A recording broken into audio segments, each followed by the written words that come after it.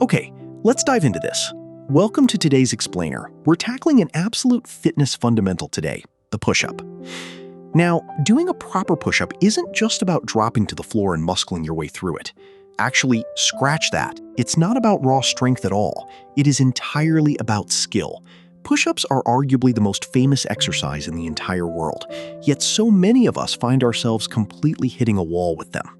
Well, that changes today. We're going to treat this like a structured journey. Think of it as a literal staircase of mastery. So, why do we actually struggle with the world's most famous exercise? It's a bit of a paradox, right? A lot of people will tell you they can crank out push-ups with ease, but when you put them to the actual test with, proper form, we often see them really struggle. And that's because this seemingly simple movement is actually a complex orchestration of several different micro-skills all working together at once. It's like a giant puzzle. You need core stability, you need precise shoulder control, and you need perfect full-body alignment firing at exactly the same time. But hey, the great news here? These micro-skills are incredibly learnable. Plus, they transfer to a ton of other movements in lifting and calisthenics. All right, here's our complete staircase of mastery roadmap for today. We're going to start with number 1, the push-up problem. Then 2, building a vertical foundation. 3, identifying your muscle bottlenecks. 4, conquering horizontal push-ups.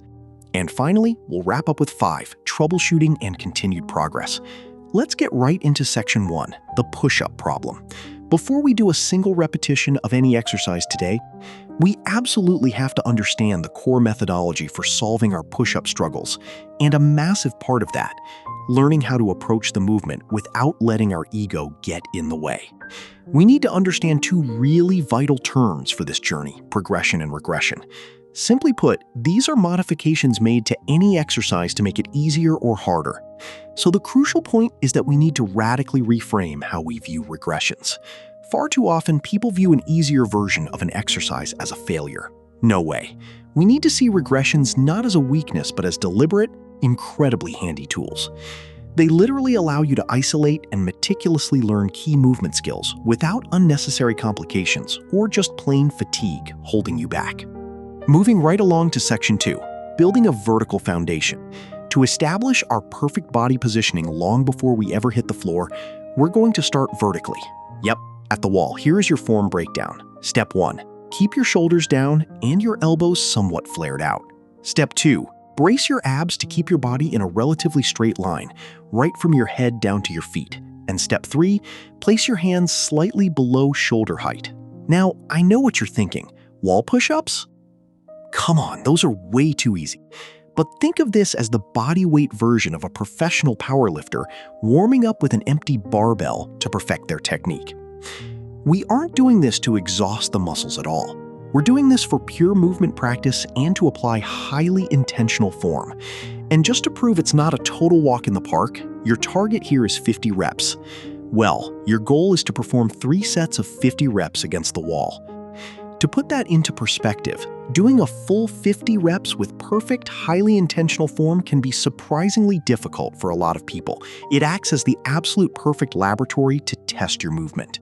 You're basically training your brain and your muscles to remember this precise alignment and makes things super complicated.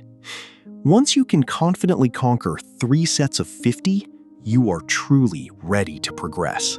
Okay, once you've conquered the wall, we step up to the incline push-up. You can do these against a secure railing or maybe a sturdy table. First up, tilt your pelvis back slightly. This is going to really engage those abs and glutes. Second, straighten out at the knees. And third, keep your legs relatively together. What we're doing here is introducing the brand new micro skill of proper body bracing against a steeper angle. If this is your first time trying this, you'll immediately notice it takes significantly more effort to keep your lower body aligned and perfectly stable. A quick tip, filming yourself here can be a fantastic way to visually verify that you're actually maintaining that straight line. Let's dive into section 3, identifying your muscle bottlenecks. As you progress to advanced incline push-ups, so say finding a safe surface around hip height, you're going to really start testing your physical limits. And I want you to remember this golden rule. Identify the bottleneck and then fix it. Now, what's really interesting about this slide is that finding out exactly which muscle gives up first is actually a highly valuable fitness skill all on its own. While push-ups do work your whole body, you ideally want your primary pushing muscles, so that's your chest, the front of your shoulders, and your triceps, to be the ones reaching their limit and burning. Paying close attention to your body and discovering what precisely stops you from progressing is the ultimate key to unlocking more reps. Let's look at some real-world examples. If your bottleneck is your wrists literally crying no more before your chest does, your fix is simply to find a better hand position. Maybe adjust your angle, or even try them on your fingers or knuckles if that's comfortable for you.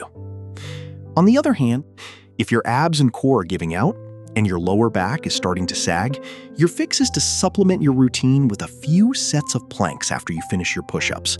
And please do not panic if your core fails first. This trips up a massive amount of people. It's totally normal, your struggles are absolutely valid, and now you have the exact toolkit to go ahead and fix it. Alright, Section 4. Conquering horizontal push-ups. It is finally time to touch ground with knee push-ups. As we take all those vertical and inclined skills we've meticulously mastered and apply them horizontally, hand placement becomes absolutely everything. If your hands are placed too close together, you're going to heavily target the triceps. If they're placed too far apart, you heavily target the chest, which honestly might feel quite awkward or pinchy for your shoulders. Finding your ideal hand placement is a micro skill all on its own. The sweet spot for most of us is to turn your hands slightly inward to get a really comfortable bit of elbow flare. Play around and find a position that feels powerful to you. And remember, removing your ego is key here. Do not skip knee push-ups just because you think they're too easy. They're absolutely vital for learning horizontal alignment. Okay, once you can bust out 2 solid sets of 25 knee push-ups, you are ready for the ultimate bridge, alternating push-ups. Here's how it works. First, lower yourself down slowly in a full standard push-up on your toes. Second, drop your knees to the ground and push yourself back up in a knee push-up. Third, straighten your legs at the top and just repeat that cycle. Guys, this is an absolute game changer. It lets you train the intense core alignment and strength of a full push-up on the negative on the way down while safely learning to push your entire body weight back up from the knees. And finally, Section 5, troubleshooting and continued progress. Look, sometimes even with perfect micro skills and an incredible progression plan, we just hit a wall. If you feel your progress stalling out, here is your off-the-mat troubleshooting guide.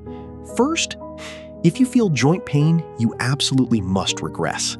Drop back to an easier progression for a few weeks to let your joints catch up to your muscle strength. Next, make sure you're eating enough food, especially protein, and getting plenty of sleep. These off-the-mat recovery habits are exactly how we cash in our gains for all the hard work we put in on the physical progressions. And lastly, remove your ego. Most problems in fitness are completely solvable if we simply stick to the structure, stay humble, and listen to what our bodies are telling us. So, what does this all mean for you? Now that you've built a rock-solid foundation, what other fitness limits will these micro skills help you shatter? Being able to perform a full push-up with perfect form is an awesome accomplishment, for sure. But honestly, even better than that, the body bracing, the intentional bottleneck identification, and the ego checking you've learned today will transfer to endless other movements throughout your fitness journey. You've got the roadmap, you've got the tools in your hands, so get out there and start climbing that staircase. Thanks so much for joining me for this explainer, and keep mastering those skills.